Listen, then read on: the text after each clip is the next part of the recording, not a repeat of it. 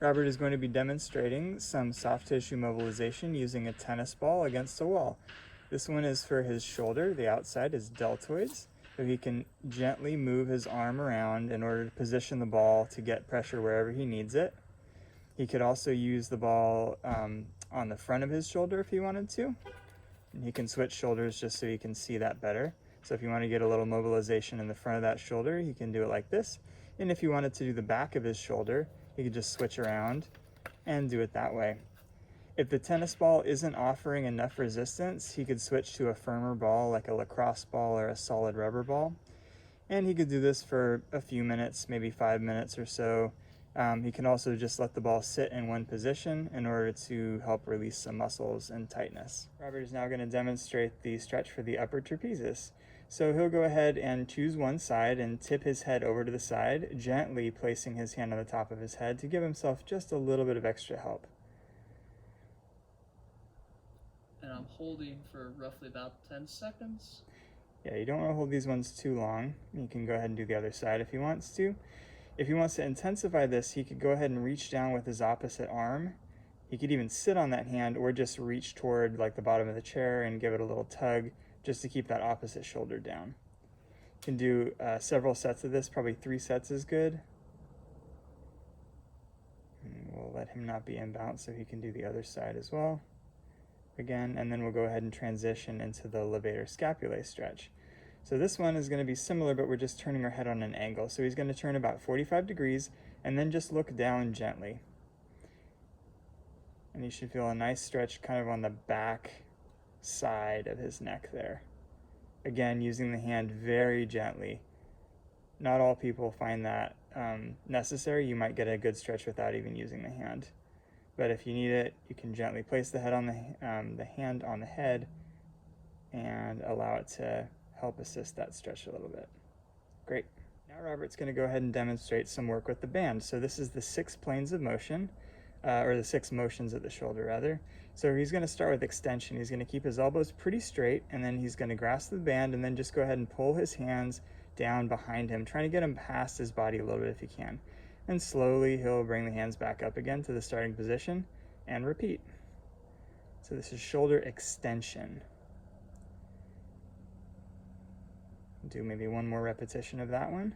Great.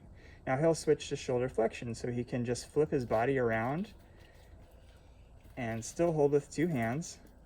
And now he's going to go ahead and bring his hands out in front of him into shoulder flexion.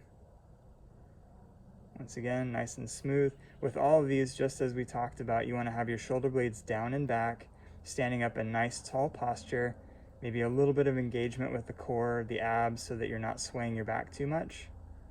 Keeping a nice neutral posture as you go through all of these repetitions. Great, now let's go ahead and face the camera, and you can go ahead and do internal and external rotation. So first we'll do external rotation, so he'll use the outside hand here.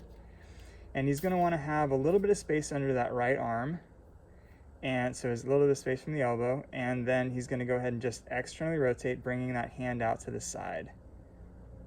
And then slowly bringing it back in. So this is rotation, external rotation of the shoulder, and you want to make sure you keep that little gap in between the elbow and the body. There you go. Space hold on the arm. Very good. And if you were to do internal rotation, we'll just have him switch arms so you can see what it's like on the other side. And now he's going to go ahead and internally rotate that arm and then let it come on back out again nice and slowly. And internally rotate that arm.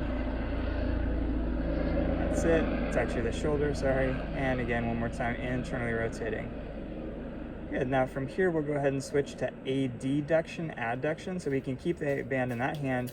He needs to take a step away so there's some tension on the band. Now he's just going to bring that band down toward his side and then let it come back up again.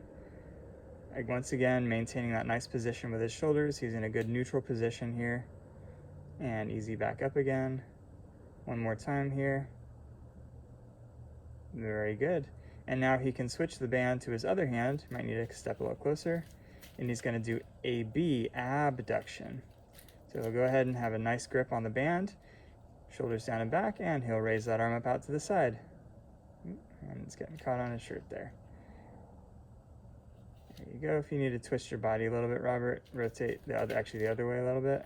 There you go. Now you won't get caught up on your shirt so much. There we go. It's a nice abduction, bringing the arm out to the side. We'll do one more of those. Great. And then the very last thing we're going to do is that other special exercise, which is horizontal abduction. So for this one, Robert's just going to hold the band in both hands out in front of him, his fist about shoulder height, roll the shoulders down and back, and then he's going to squeeze that band apart, trying to bring his shoulder blades together. And then gently, slowly lowering it with control back down again. And again, pulling that band apart, really thinking of the scapula, the shoulder blades coming together on the back, and then gently, slowly lowering back to that starting position. We'll just do one more of those.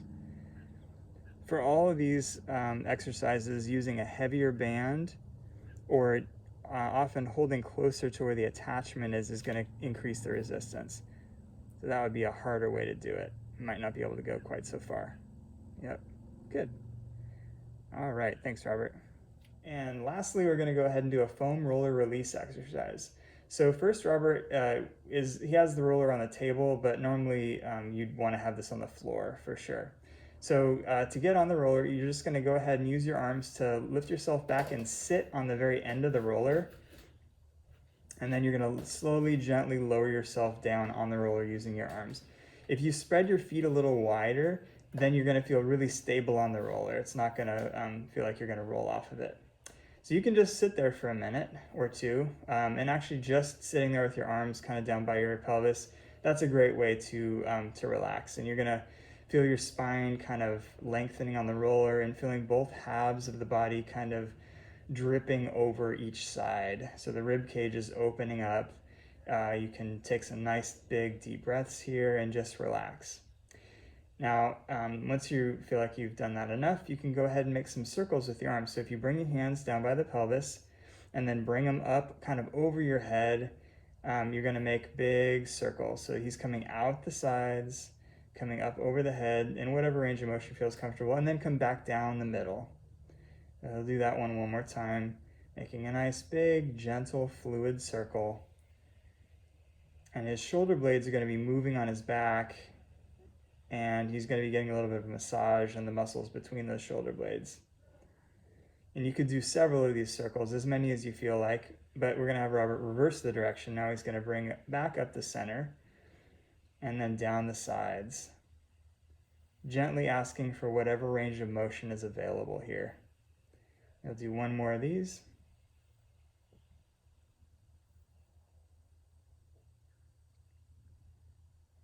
And then he can pause right there in the middle and then just bend his elbows into like a 90-degree position and gently just let this really good, easy stretch in the front of the chest happen. So he should be feeling a really nice lengthening sensation across the front of his chest, right where he's showing you with his hands. And the whole time he wants to think about keeping his shoulders down and back. Yep, there we go. And just gently letting gravity kind of open up his whole shoulder girdle. And when he's done, he could, in this position, it's not a good idea to roll to the side, but if you're on the floor, you could roll to one side and then just gently lie on your back. But Robert's probably going to have to sit up here, so we'll let him go ahead and do that. There we go. And he can just gently, after you do that foam roller release, it's very nice to just lie on the ground for a moment. Your back should feel very relaxed and open. Chest should feel very open and relaxed as well. All right. Thanks, Robert.